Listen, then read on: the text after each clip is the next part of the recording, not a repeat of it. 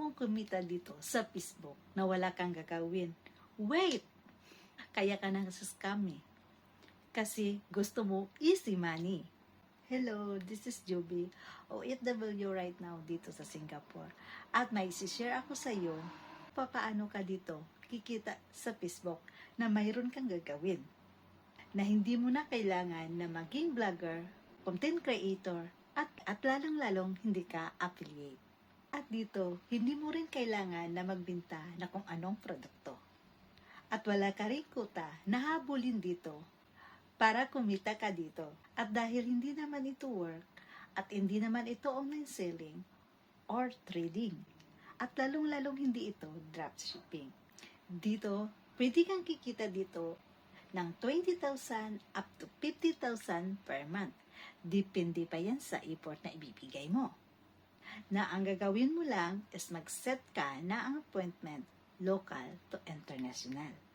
At hindi mo kailangan dito na may experience ka at magaling ka sa English dahil may script provided na ito. At may mga marketing tools na rin na pinoprovide.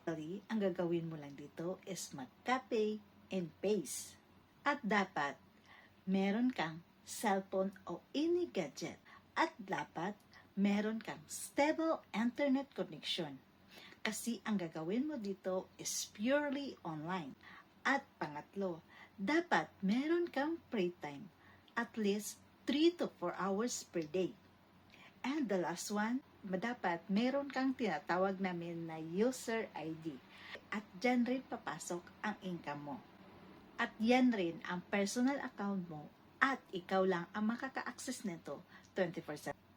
Pwede ito sa mga empleyado o FW na katulad ko, senior citizen, retired, o even ikaw ay isang nanay na nasa bahay lang na naghahanap ka ng extra income na pakitaan mo through online ito.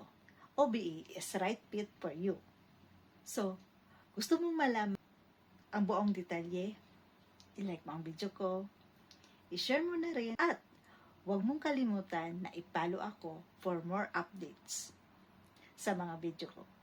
So, kabayan, mag-ingat kayo palagi and bye-bye!